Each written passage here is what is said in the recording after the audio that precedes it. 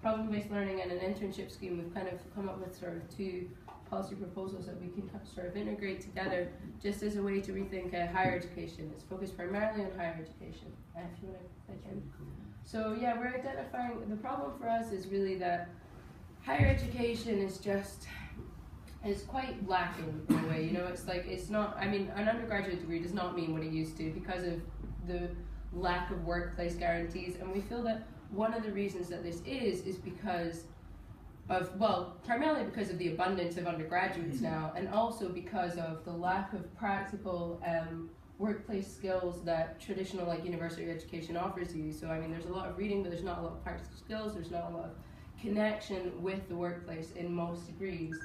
And yeah, we think that primarily this is due to a focus on too much emphasis on knowledge and not enough on creativity or innovation. So we think that this is most adequately tackled through problem-based learning, which is basically when, you know, you're learning through tackling a problem like we have been today, you know, so we set a challenge and we aim to resolve that challenge, and in order to do that you need to research and understand the challenge. And we think that this will provide a more holistic based approach, and also it ties into the internship schemes in that it crosses the bridge between education and the workforce, because you're tackling like problems that may arise in the workforce. Okay, so the target audience with the problem-based learning is going to be mainly individual universities. So the problem-based learning scheme is mainly just for unis for us, and also for students. So like to advertise it to students to put the pressure on their universities to incorporate more problem-based learning within the curriculum. Okay. So problem-based learning was created in the McMaster Medical School in Canada, and it's, as Anna said, it's a method of studying where you apply your knowledge instead of just learning something and regurgitating it back as if you would do like on a typical exam. And we think currently it's incorporated into some degrees such as medicine and law, and that's across the UK and even across the world. So it is practical and it is a possible solution. But we think that this could be incorporated into humanities and other degrees as well.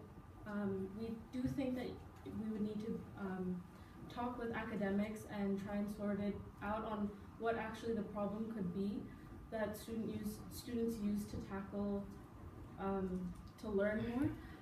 But we also think that problem-based learning could be expanded to extracurriculars that people are engaged in, because these show, like something with the Buchanan Institute, we're tackling a policy issue, and that could in turn be a research project that someone,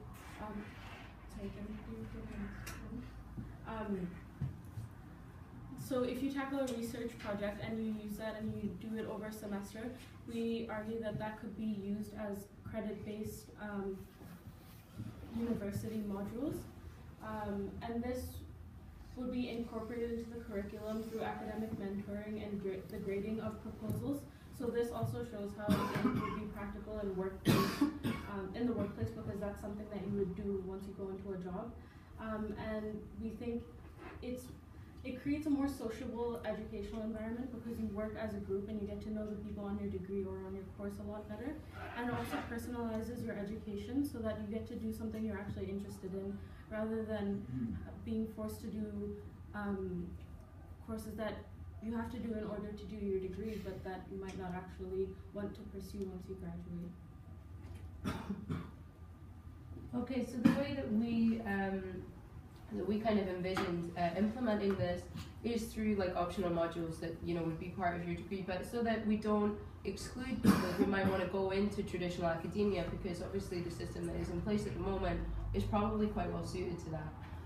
So also what we thought, by incorporating it to a traditional like degree structure, so it wouldn't be like you would have like a problem-based learning degree, you would have a history degree or whatever your degree is currently. And we think that this would help maybe to mitigate potential discrimination by employers against, you know, how sometimes there could be a sort of educational elitism where it's seen that like certain types of education are better than others, even if they're actually not more useful or more practical or, you know, X, Y, and Z. So, and also it should not be limited by degree choice, just as we were saying before, just that it should be open to all degrees, not just medicine and law as it is at the moment. How we envision this in terms of the exam basis is that you would maybe come up with your own research problems, and then research modules would be graded by a presentation instead of a final exam. So this would be just as well, again, changing this emphasis on the kind of traditional like reading, writing intensive courses to a more like person-to-person interaction, which we feel would better prepare you for life in general. But then traditional final exams we think could be replaced by 48-hour exams, where you get the problem, you get to take it home, you get to look at books and the internet as you would with any problem in real life, and then you answer it within 48 hours. Okay, next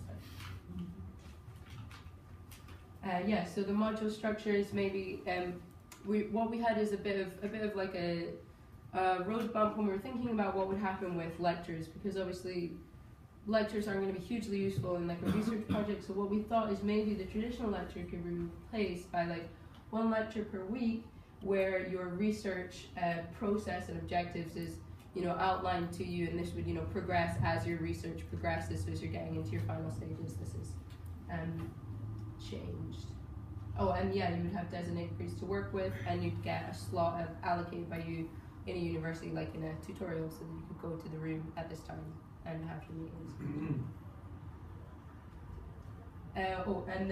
So the summary for the benefits, we thought that this would prepare you better for your fourth year when you have to work independently on your own dissertations, so that you're thinking in a more research-oriented way. Also, I mean, certain universities, particularly Edinburgh, which is a research-based university, there's a huge disparity between the treatment of like undergraduate students and master's students, because all the faculty are very research-oriented. So by including a more research-oriented structure in the undergraduate structure, we thought that the whole university would be more cohesive as a unit. And then, increases student and staff interactions in a meaningful way, etc. Have you done this one? No, that's a different, the next one.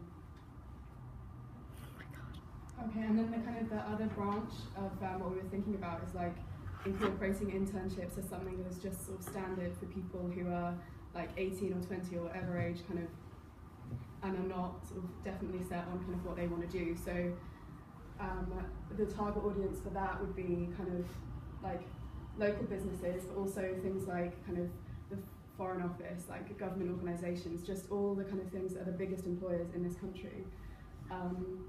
And then, sorry, next slide. And basically you kind of apply a bit like how you apply to a lot of universities doing, you can apply for a 3-year course or a 4-year course doing the 3rd year abroad. Only this would be kind of the 3rd year as an internship opportunity. And so the university would kind of cultivate these links for you. And obviously you are opting in, so you have to be enthusiastic, but you do have that option, and it's kind of there for you. And so basically we thought that obviously like universities would probably like the scheme, but maybe businesses would be less keen. And so we thought it could be kind of similar to the fair trade campaign, whereby like businesses who are partaking in this would have some kind of like logo or stamp to show that they were doing that. And this would be a kind of public image kind of improvement, and therefore that would be incentive in some way. And I mean, like it already exists in Bath. Like Bath is really, really good for finding like 3rd year placements. I think like somebody goes to Bath and knows that is true. But like obviously if it works there, that could kind of work across the board and not be limited to kind of specific subjects and like specific areas, which kind of lead more naturally into certain career paths. And you can move the next slide. So basically, like lots of people who do kind of find internships and are lucky enough to do them kind of maybe over the summer, they often end up with like traineeships if they've been good for when they graduate, which is a kind of huge advantage, obviously. And if internships were kind of more wide-ranging, then that could like really increase like graduate prospects. And I mean, also if you do an internship in something you always thought you wanted to do and then you hate it, obviously that's kind of good as well. And it and it sort of ties in with problem-based learning in the sense that, again, you're in a position to be kind of doing something that isn't just academic. You're kind of in the real world much more. So yeah.